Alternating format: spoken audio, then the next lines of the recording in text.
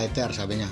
Ito, background white, tapos papatong na lang yung kulay niya, red. Ito yung malaki niya sa back print. Kagaya nito, back print, tapos na-2-coats ito, pagka base. Mapapansin nyo bakit yung frame, A3 po ito, no? Usually, pag nag-print ganyan, patindig lahat ng ano, ilalagay dito. Nilagay ko dalawang A4.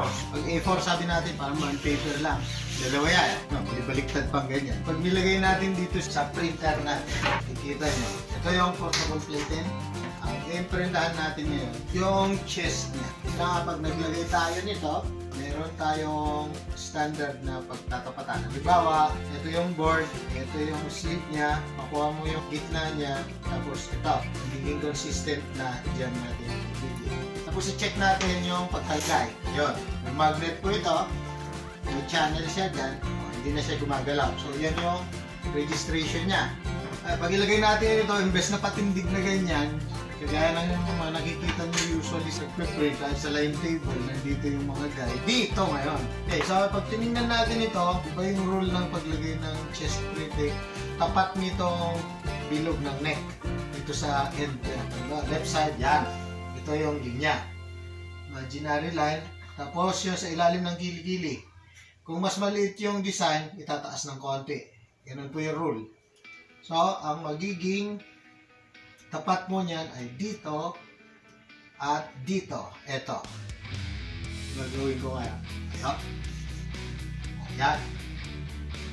Pag binaba ko to, masyado siyang malapit. Meron pong galing itong LSD multi-press natin.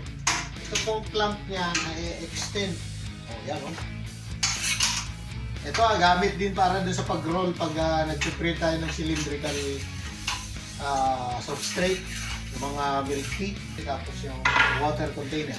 So, ngayon, pag ganyan na, tataas natin ito. Oops. So, pasok. Kinakain na niya. Check ulit natin kung tapat doon. Tapos parallel. Yan na. Hindi, naglalak na tayo rito. Gamitan natin ito. Pag na-clamp na ganyan, ihigpitan na rin dito, sisecure yan. Para hindi siya mag-move forward, backward. Ano na yung higpit yan? Nakatapat na po doon.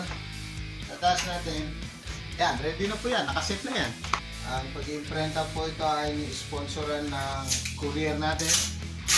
Madalas na nagdadala sa ating mga paninda. Nagdadala sa iba't ibang panig ng bansa. Yan, pwede nating lagyan yung ibabaw niya. Takpan na ganyan. Pero pagkatapos nating mag-print, alisin ka agad. Kasi yung stencil natin, baka masira pag ano sa dikit. So, print na tayo. Kunting-kunti lang naman ang kailangan pag ganyan. Unang pahid, madiin. Para madaling matuyo. Nadaling ko ito ngayon dito.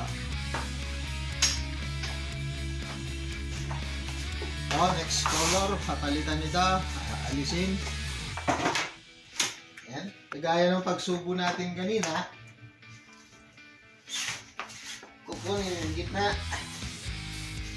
Nakuha yung gitna hanggang dito. Yan. Dito yung setting kanina. May mga 3 fingers. Wala dyan hanggang dun sa edge ng plaka. Okay. And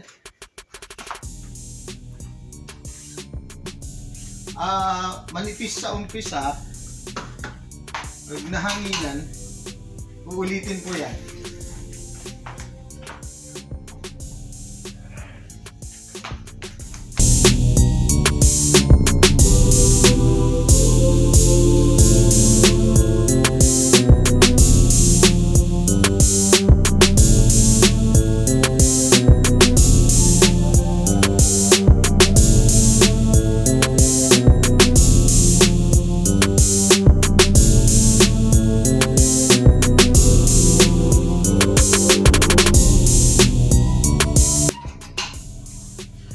Di natapos yung 8 lang pong piraso yung minarkahan natin.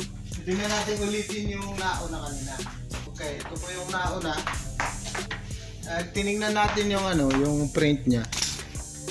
Ayan, manipis manipis po yan dahil sa diniin natin ng maayos. Pag inulit po natin yan, kakapal na. Pag hinagod na, pangalawa, igagaan na lang. Mas magaan na yung hagod sa pangalawang hagod. Tingnan nyo, mas makapal na siya ngayon. Okay, para makita natin kung mas makapal nga siya.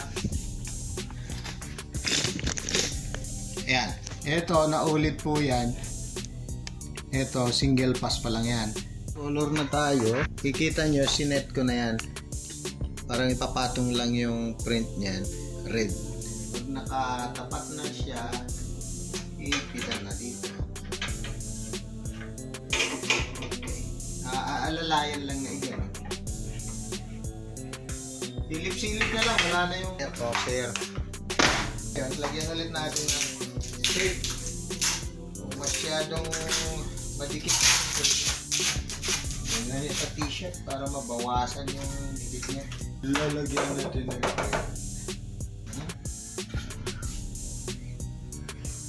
pag may base na, butang ka agad yung kulay ng frame natin.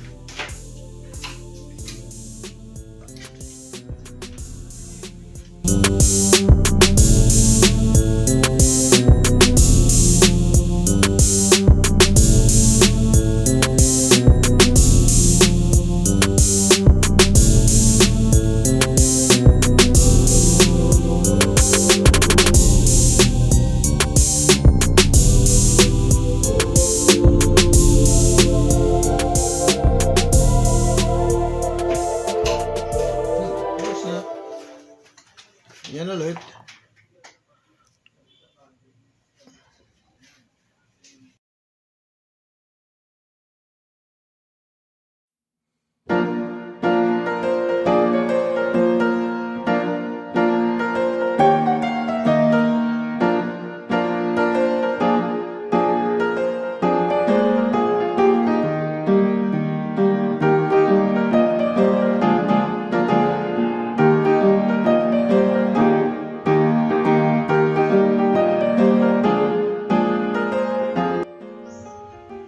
Ito naman yung mga paisa-isang pangalan. Yan. Hindi ko na binidyo yung yung pag-print kasi nag-isa lang ako na gumagawa. Yan. Yun, nandun din lahat dun sa frame.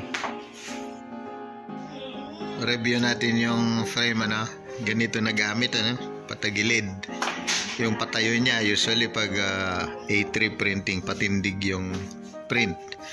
Pero itong natin A4 o bond paper size, andito ba yung malaki na yan. Tapos may siningit kasi lalagyan ng pangalan yung mga damit nila. Isa rin yan. Sa logo. Magkatabi yan, i-slide mo lang yan pag sinakay dito sa clamp para magawa. Ganon din po dito. Yan yung ginamit natin, isang print. Okay. Tapos may nakasingit mga pangalan, lalagay lang sa ilalim ng logo.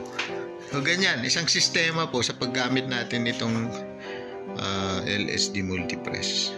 Ito po yung mga na-print. Ayan. Tapos yun. Yan.